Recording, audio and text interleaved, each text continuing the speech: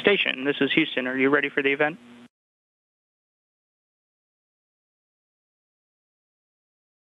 Yes, sir. We are ready for the event.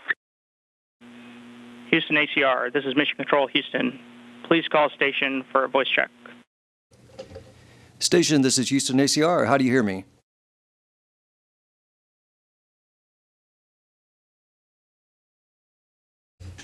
And station, that doesn't seem like the mic is on.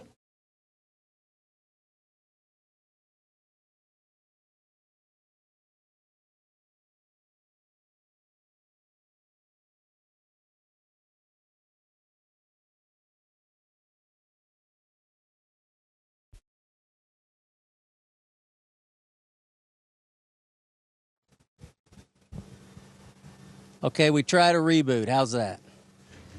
And we've got you loud and clear now. Please stand by for opening remarks. Hi, I'm Tennessee Tech President Dr. Phil Oldham. We're happy to have time today to chat with astronaut Butch Wilmore, a graduate of Tennessee Tech University and also a board member. Right now, Butch is on the International Space Station, and he's going to answer a few questions from Tennessee middle school students. So let's get right to it, and here's the first question. I'm Daniel from Bloomington Springs, and I'd like to know, what inspired you to become an astronaut? Daniel, I tell you, there's a lot of things that inspired me. But first, before I get into the question, I just want to welcome everybody aboard the International Space Station. I'm not the boss up here, but it doesn't matter. I declared it was Tennessee Day and Tennessee Tech Day. So we're Tennessee colors of the flag, and we're Tennessee Tech colors, purple and gold. And that's why we're dressed this way. I'm going to have a couple of guests come in and help me answer some questions as well. But for your question, Daniel, what inspired me? Many things, many individuals. The good Lord gave me a inquisitive nature. Why, I think my mom said was my first word. Not mom or dad, but why. And so I've always been inquisitive and just trying to, kind of that mindset of exploration and how far can you go, how fast can you go. And that's just from day one, just a building block, and then eventually into school, inquisitive of how things work there as well. So that's the main thing. Many, many individuals and just the way the good Lord kind of wired me. My name is Callahan Browning, and I'm from Granville. My question is, what advice would you give to students who are interested in space and want to work for NASA someday? Well, if you're interested in space and want to work for NASA, then STEM, science, technology, engineering, and math, is the route you have to take. Study hard. Math and sciences, it will get you to that place if that's what you desire to do, good Lord willing, and just study, study, study, like I said. Hey, I am Ian from Cookeville, Tennessee, and I'd like to ask a question. What does it feel like during a rocket launch? A rocket launch is very difficult to describe. Wow. It is pushed back because you're laying on your back as you launch. You're pushed back and the spacecraft is rumbling. You can feel the engines roar, and there's different sequences and stages where parts of the propellant is spent, so parts of the rocket will leave and go away, and you feel all of that and the jarring. And finally you reach main engine cutoff. When the engine's cut off, they don't like degrade over time. They just snap. And they're done, which kind of throws you forward in your seat because you've been pushed back at like the equivalent of about 3.5 Gs, and then all of a sudden you're in space and it's zero gravity. And it's quite the transition. It is a fantastic ride, I'm telling you. I recommend it to all of you. Hi, my name is Brannigan, and I'm from Granville. And my question is, where does space begin? Where does space begin? Well, that's a good question. If you think about it, space is everywhere. Our planet Earth is in space.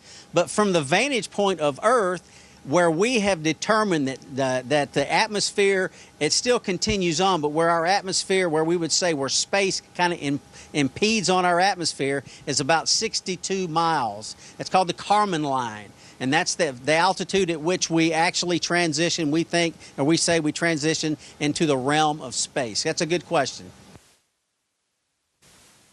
Hi, I'm Amelia from Spencer, and my question is, how do astronauts adapt to zero gravity? How do astronauts adapt to zero gravity? I'm going to get Dr. Jeanette Epps to answer that question. Also a fan of Tennessee Tech, as you can see with her baseball outfit on. So, Jeanette, how do astronauts adapt to zero gravity? Well, that's a great question. We spend time practicing. You saw me floating here. You're still kind of floating a little. I've been here over 3 months, and we're still adapting. But what it's like to me is it's like scuba diving or swimming underwater, and you have to realize that you don't need to use a lot of force. You use very gentle forces, and your body, suddenly you know what to do, and you can easily adapt, stand still, and everything becomes easier with practice as well.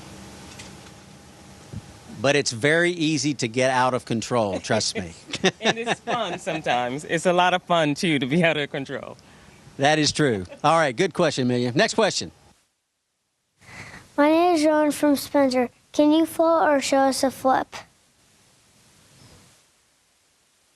Can we show you a flip? Well, I think we can. Sure, we can do that. How about that? And this is where the control comes in. Touch the ceiling. Don't hold on to anything because it makes it worse. That's fun. Thank you. My name is Ethan. I live in Baxter, and my question is, what does space food taste like, and what is your favorite meal? What does space food taste like, and what is my favorite meal? I'm going to let my person that came up here with me on Starliner, Suni Williams, my crewmate, I'm going to let her answer that question. Also a Tennessee Tech fan with her Tennessee Tech football jersey on. So, the question, what does space food taste like? What's your favorite meal? Okay, space food is pretty darn good. You know, we have a whole selection of food up here.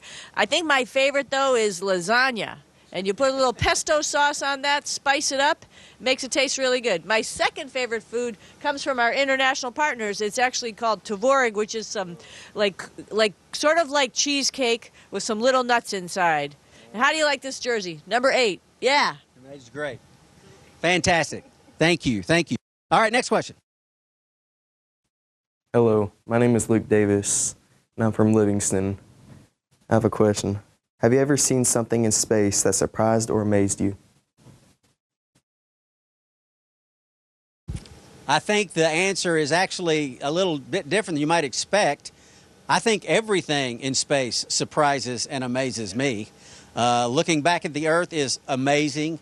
The launch and the sequence, because you're launching, you lay on your back, you look out the window, and it's very bright day, the light blue sky, and as you get higher and higher in the atmosphere, the sky gets darker and darker and darker, and that is amazing to watch as it progresses on. And of course, all those other things that I mentioned earlier. That's a good question, real good question.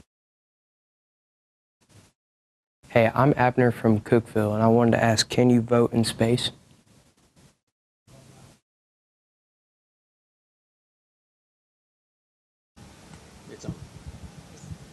Absolutely, you can. There's a process for it, and it's very, of course, in the United States, it's very particular, like how we vote and stuff like that. So that has to be a little bit prearranged, and folks have to know how they're going to get their vote down to Earth, and it has to be on a secure network to make sure that everyone gets their vote and nobody messes with it. So yes, people have voted from space, and if people are up here this fall, they'll probably vote from space again. Hi, my name is Bryant Jones, and I'm from Prescott South Middle School. And my question is there a different time in space? Is there a different time in space? Well, time is, we measure it in 24 hours because it matches our calendar, which was all built a long, long time ago. So we use the same time here, except we're on London time zone. It's called Greenwich Mean Time, GMT. So we're in the same time as London, which is about 4 hours, actually 5 hours before you. So that's how we do that. Hi, my name is Abigail. I go to Wickman Elementary School. And my question is, how do you sleep in space, and is it different from sleeping on Earth? How do you sleep in space? Is it different than Earth? Well, think about this. And on Earth, your arms, gravity pulls your arms down, and you kind of stand like this. But to stand like this in space, I have to force my arms down because all my ligaments and tendons go to a neutral position, even my waist, if I were to go like this. And so when you sleep, you go to this neutral position, and you kind of float. Of course, we float in a bag, so I don't float. If you'll notice, I'll just float all over the place. There's wind. There's not wind. I'm sorry. There are currents that are transitioning the air through filters and pulling all the CO2 out. So the filters, the air is always circulating, so I can't stay in one spot. So we do have bags that we sleep in. But like I said, you get this kind of neutral position for your whole body, and then that's how we sleep. And it is very, very comfortable. My name is Emma. I'm from Baxter, and my question is, what do you miss most about Earth when you're in space?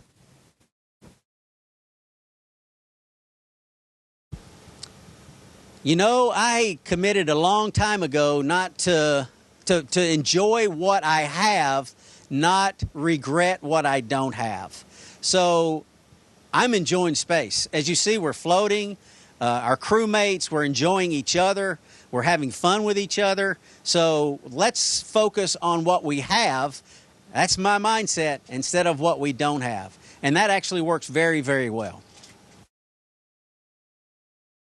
Hello, my name is Taylor and I'm from Cookeville, Tennessee. My question for you is, how long does it take you to recover after returning to Earth?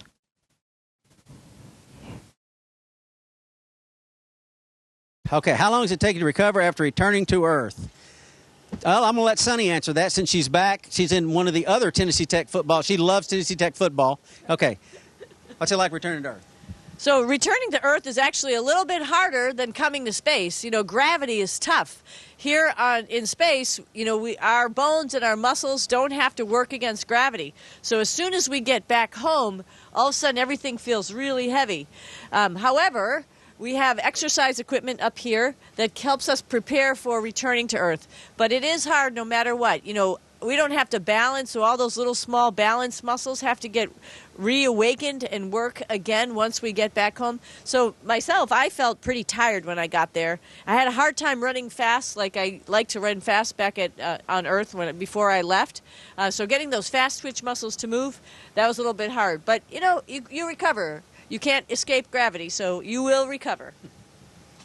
Jeanette?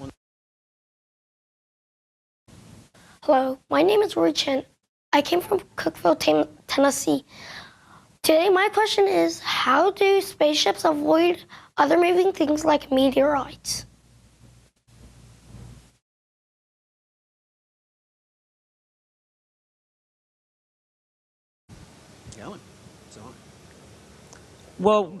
Well, when we launch, we're actually close enough to the Earth's surface where we don't encounter a lot of micrometeorites. But we also have people who are looking around and making sure that all the space, we call it space junk or debris, we make sure it's not in our way, and we navigate around, or we navigate away from that. Good question. My name is Claire. I'm from Baxter, and my question is, what color are the stars to you from outer space? The color is about the same, though I do think there's more color because we're not looking through the atmosphere. Well, we are void, it's a vacuum, so we're looking straight out, and the Milky Way is so brilliant, and there's many more colors than what you see on Earth. It's really, really a vibrant universe that we are a part of, and solar system. Hi, I'm Ruby from Cookeville, and my question is, how many hours does it take to get from Earth to outer space? So how many hours does it get to go from Earth to outer space? Well, I think you'll be surprised. It only really takes about 10 minutes for our rocket to get us to space, turn its engines off, and then we're floating. It's amazing. We go from 0 to about 17,500 miles an hour in that short amount of time. Now, it took Butch and I 25 hours or so to catch up to the International Space Station where we could rendezvous. So 25 hours until we actually came through the hatch here and arrived and said hi to our friends. But to get to space, it really doesn't take that long, depending on how far you're going and what orbit you want to be in. So our orbit's about 250 miles above the Earth. Took us just about 10 minutes to get to about 100 miles above the Earth. I'm Isaac from Cookeville, Tennessee. This is my question. How do spaceships have power in outer space? How do spaceships have power in outer space? So, for every action, there's an equal and opposite reaction. So if I brace myself like this, and I push on Janine, she's going to go away. Jeanette, I'm sorry, she's going to go away, right? And so I got a little demonstration. Actually, that's a good time to do this. This is a little drink. And what I'm going to do is I'm going to let it all out. You hold the mic for me there? Thank you. So let's see if we can make this work. Hey, it's purple. How about that? Good choice.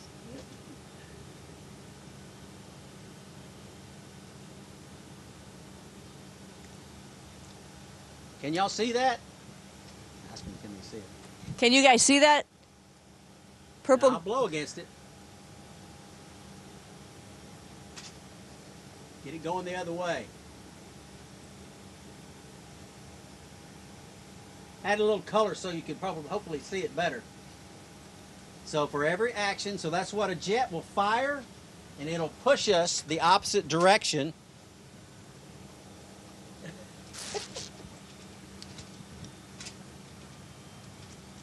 That's pretty tasty. Hopefully that answers your question. My name is Abigail. I'm from Baxter, and my question is, does electricity run faster or slower in space? Yeah, that's another law of physics. Electricity runs the same speed. What is it, 186,000 miles per second or something equivalent to that. So, yep, same here as it is everywhere else. That's a good question, though. Hello, I am Dominic from Upperman Middle School, and my question is, what is the coolest thing you've ever found in space? You know, that is a great question. I tell you, it's not always what you do in life, it's who you do it with. So I think one of the coolest things is it's friendships that you find in space. I mean, you find a lot of neat stuff, don't get me wrong, but you build a bond with those people that you spend some time off the planet with that never go away. So that might not have been what you were expecting, but I think that's, for me, it's that bond of friendship that really is tight, of course, when you do stuff like this. My name is James, and I'm from Rickman. My question is, how do you manage emergencies or unexpected problems on the ISS?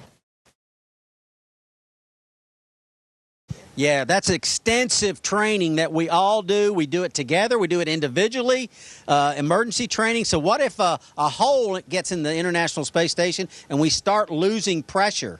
We have procedures that we go through. What if a fire were to break out, electrical fire, because of all these electrical wiring that we have? Again, procedures. And we also have a cooling system that has ammonia. And it's not like ammonia like your mom cleans with or your dad cleans with. This is really a different type of ammonia that's very, very dangerous, very toxic. Good term. So if ammonia is in the atmosphere, that's another set of procedures. So we train all of that. We try to think of anything that could get us, that could happen, and we train extensively for it to combat it so we can survive. Good question. Butch, thank you so much for taking the time to answer our questions today. It's wonderful to see you back in microgravity. We're proud of you and can't wait to see you in person when you come back to Earth. Godspeed and wings up. Wings up. Godspeed. Thank you. Thank you, Dr. Oldham. Thank you so much. Thanks to all of y'all for joining us on the International Space Station today. Hope you learned something. Hope you enjoyed it. We certainly did. Oh, yeah. Thank you. Station, this is Houston ACR. That concludes the event. Thank you. Thank you to all participants. Station, we are now resuming operational audio communications.